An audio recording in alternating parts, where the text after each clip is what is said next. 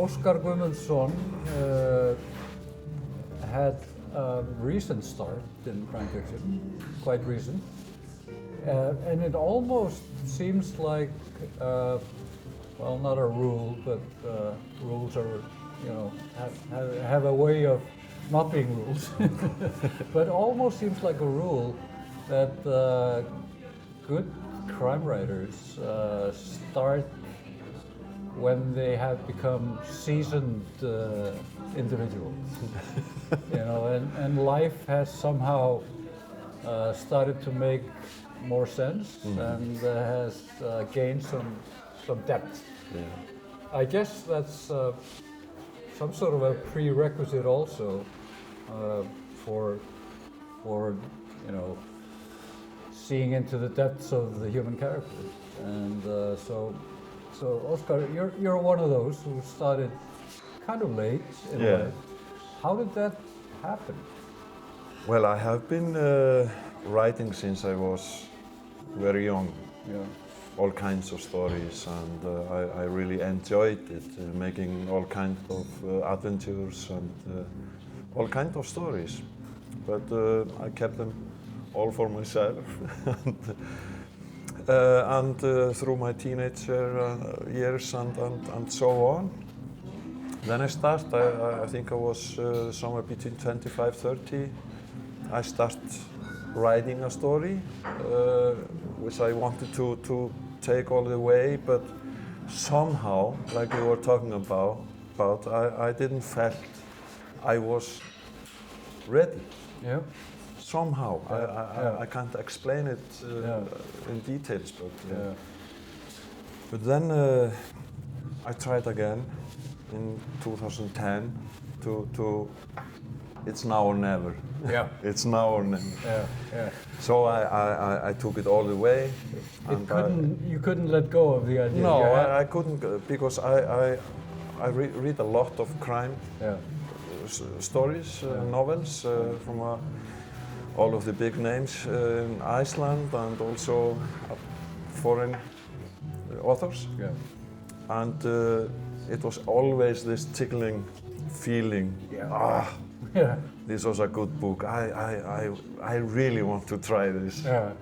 Meanwhile, you were operating as an optician. Yeah. Selling glasses to people. Yeah, I was for many years. Yeah. And, but then when I turned 50, then it came to me. It's now or never. Yeah. So I took it all the way. So in the meantime, I guess the story was brewing. Yes, it was. It was brewing in your head. Yeah, it was really brewing, and when I decided to do this in 2010, I wasn't going to sit down and start writing the story. I knew that I would need a really good time preparing myself before I actually start. Yeah. And it took about 1.5 years, almost 2 years, until I was in my comfort zone. Yeah. And I had the feeling that I had found my voice in the text. Yeah.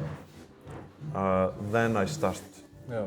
I knew what I was going to write about, but I didn't want to start it until I was really comfort in. And that took about 1.5 years. Sort of getting the psyche ready and to find my own voice and having the confidence in that. Yes. In that voice. Yes. Yeah. Yes. Yeah. So, did you do any studying for that? Yes, I did. For me, it's very important to study things. But the funny thing is, maybe you spend a lot of time in research for some particular things, but at the end you only use 4 lines. Exactly. But I think the readers can feel it. If it, and for example, part of the story happened in Oslo, and I start using walking around in Google. Yeah. Oh, the yeah. streets to look at everything. Yeah. But Google is great. Yeah, it's great. Give you great ideas, and I could have used it. Yeah.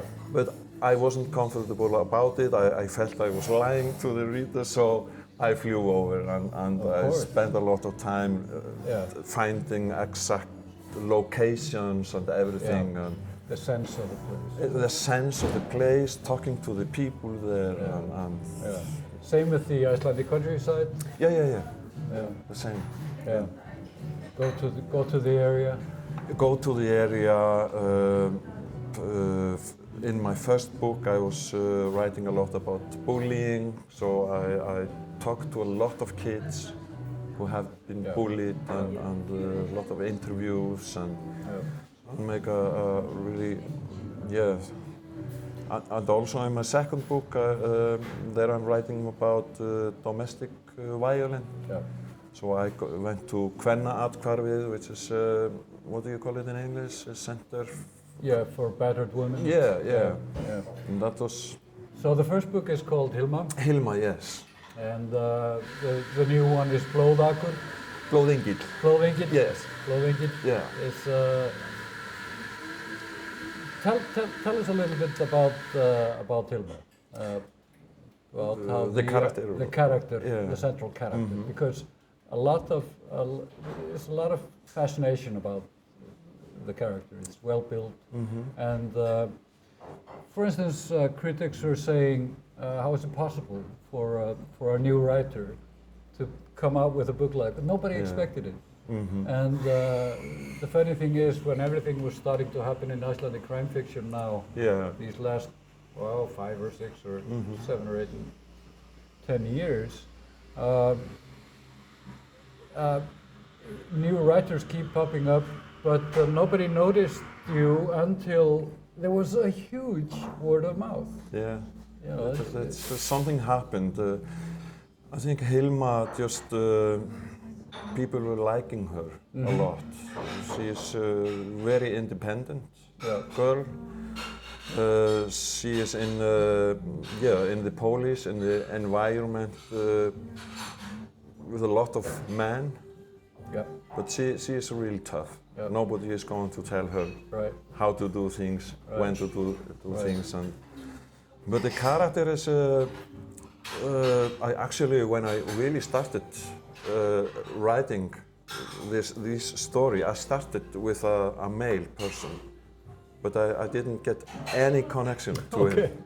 I didn't connect. I had almost written 100 pages. Wow. But I threw them away and changed it to a girl. Yeah. And I connect immediately. Do you know where she came from? She came from a part of here and there. Yeah. And of course, part of myself. Yeah. You automatically, I think, use your own experience in some cases, you know. Yeah.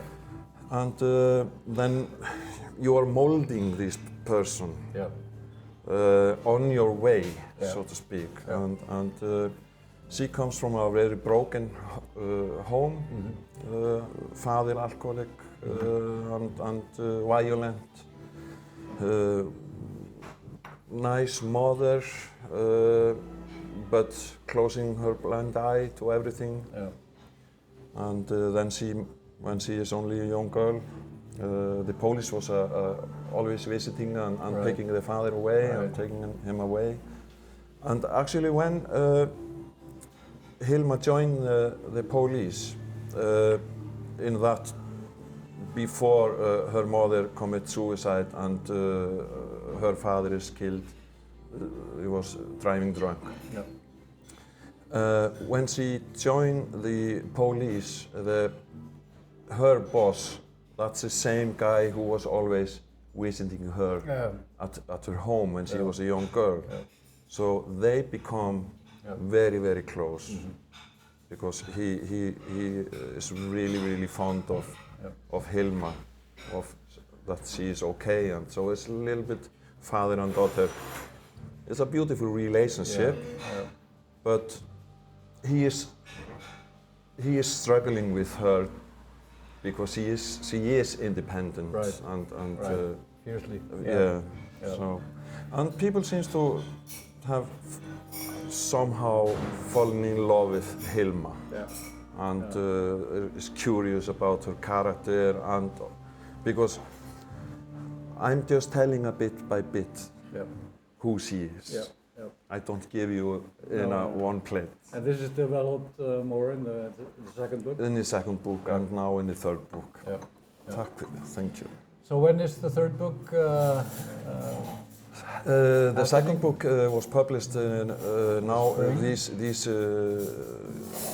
in May, and I like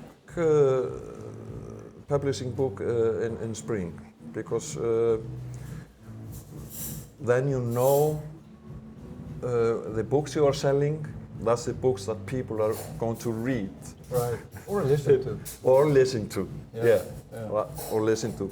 In the Christmas time, it's more presents. Yeah. So exactly. But it's in the spring and the summer, people buy books for themselves. Yeah, and we are selling, and people are listening a lot of books in the vacations. And right. So. Right. But I might be that.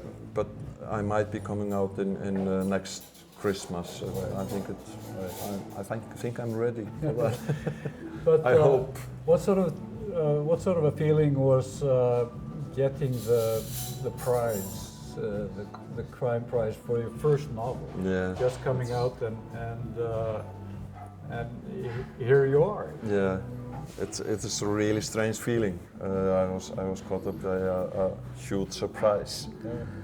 But I was, because you have been, as I said before, you have been reading these novels by Yrsa, Arnaldur, Ragnar, Lilja, all of these names, and suddenly there you are, and now you know these people, and this is so great people who is thinking how to murder people all the day. And you're receiving, it's called the blood drop. The blood drop. And it was a great honor. You mentioned we were talking about the research part before. I happen to know, from your webpage, that you're a hunter and a fisherman. Yes, I am. And when you were describing the way that you sort of gradually came to get a grip on what you were doing. It sort of reminds me of the way that you learn other things like hunting, fishing, the experience of it. And you always add to what the knowledge. Yeah, that's right. And the sense of place, so you have to really know the area and so on. Yeah, that's right. That's something that you took from that, maybe? Yeah, I think, so funny you mention it, my third book, because my first and second books happened in a really bad weather. Snow, cold, dark. So my third book will now actually happen in July. Okay. And Hilma is fishing. Good. So I guess you are using, and I'm describing her with a fly rod, and there of course I'm using my experience, the river I always go to, and there I can place Hilma. And you are in the comfort zone of doing that. And also, of course, I have used my knowledge and experience in hunting too. So, that's a good thing. Yeah. Do you see yourself, like you say, you take your time in developing the story. People in this business seem to churn out the book every year or so. Yeah. Is that something you see yourself doing, or? Yes, I do. My first book came out 2015, and my second 2018. So there's a big gap there. It takes time to get in this place to just to sit down and just to write like a regular work. I realized that I can't wait for any spirit to come to help me. Yeah. He is most of the time occupied with doing something else. Yeah. So it takes time to get in this zone, your comfort zone, just to write. And I'm almost there now. So right. My third book is well on its way, and I will publish my next book in 2019. Right. Yeah. So you got this rhythm, yeah. But it takes time. Yeah. Yeah. And then I guess when you come into this profession, it's quite amazing to see the get-togethers and the internationality of it. Yeah. And it's quite special. It is. It was amazing. I thought when my book was published that I was just going to be still alone in you know, writing, and then suddenly it opened, some community opens, and the other surprise was that you were so welcome. Yeah. You are taken by open arms, and it's lovely. Yeah. And now I have been organizing with Issa, Ragnar and Lilja, Iceland Noir, one of the team there, and it's amazing. It's amazing. Yeah. There's a fantastic camaraderie that you see happening between people. They encourage each other and they clap when you know, and you see it on Twitter, and it's quite amazing. It's quite amazing, yes. Yeah. So good luck, and thank you very much. Thanks for speaking to us here. Thanks for having me. Storytel. Thank you very much. Thank you. Óskar Guðmundsson.